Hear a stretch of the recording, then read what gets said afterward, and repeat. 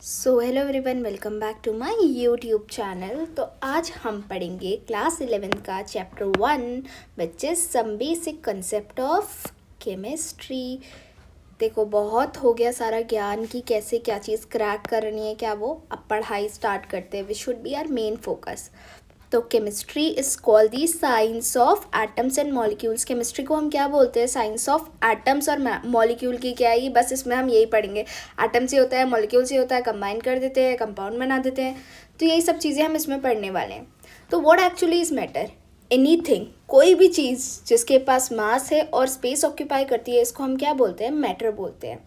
और जो भी चीज़ आप देख रहे हो दैट इज़ मैटर। मैं, आप, ये notebook, pen, pencil, mobile phone, laptop, जो भी आपके सामने है, एवरीथिंग इज़ मैटर। मैटर जो है वो एग्जिस्ट करता है 3 फिजिकल स्टेट्स में। फिजिकल स्टेट वो होती है जिसे आप देख सकते हो। वैसे कुछ चीज़ों को आप नहीं देख सकते, जैसे कि gas, but still it is visible ना। ऐसा तो नहीं कि बिल्कुल ही नहीं देख सकते। तो फिजिकल क्लासिफिकेशन ऑफ मैटर क्या है हमारा? Solid, liquid and gas. तो टॉकिंग अबाउट सॉलिड, तो सॉलिड के जो पार्टिकल्स होते हैं वो बहुत ज़्यादा क्लोज होते हैं एक दूसरे से, और कोई फ्रीडम ऑफ मूवमेंट नहीं होता है इनके बीच में।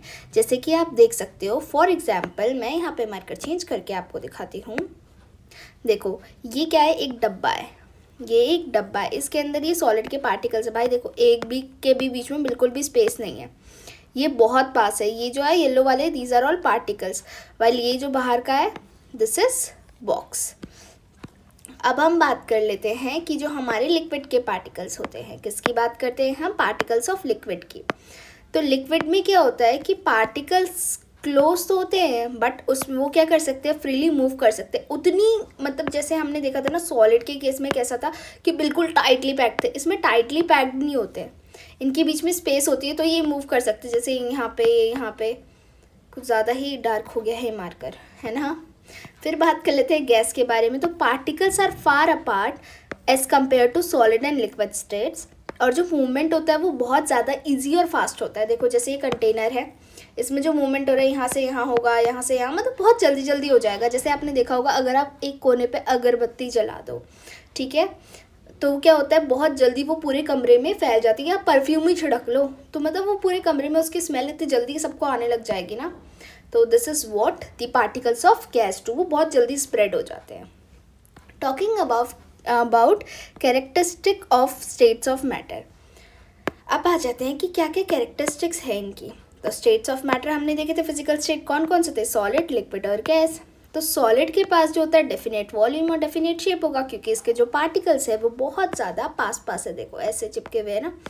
तो एक तो डेफिनेट शेप है और दूसरा डेफिनेट वॉल्यूम भी है, कि जैसे पैक्ड है तो वो पैक्ड ही रहेंगे। टॉकिंग अबाउट कि हमारा जो लिक्विड होता है उसमें डेफिनेट वॉल्यूम तो होता है, बट डेफिनेट शेप नहीं होता है। जिस वेसल में जाएगा, पानी को मैं ऐसे वेसल में रखूँ या ऐसे वेसल में रखूँ, मतलब मैं जैसे भी रखूँ, या कोई ग्लास में रखूँ, किसी भी चीज़ में रखूँ, या फिर ऐसे आड़े तिरछे किसी भी बर्तन में रखूँ, वो हमेशा क्या होगा? उसकी शेप ले लेगा। तो इसलिए इसका कोई डेफिनेट शेप नहीं होता है।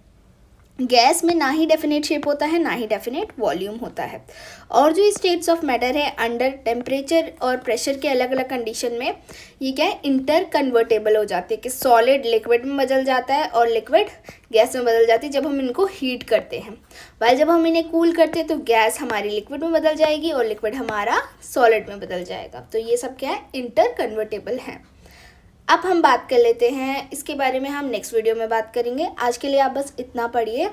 सो see you in another video, till then like, share and subscribe. हाँ, और आजकल मैं लाइव भी आ रही हूँ, अगर आपको मेरे साथ पढ़ना हो, क्योंकि मुझे भी अपना काम निपटाना होता है ऑफिस का, तो आप भी मेरे साथ पढ़ सकते हो।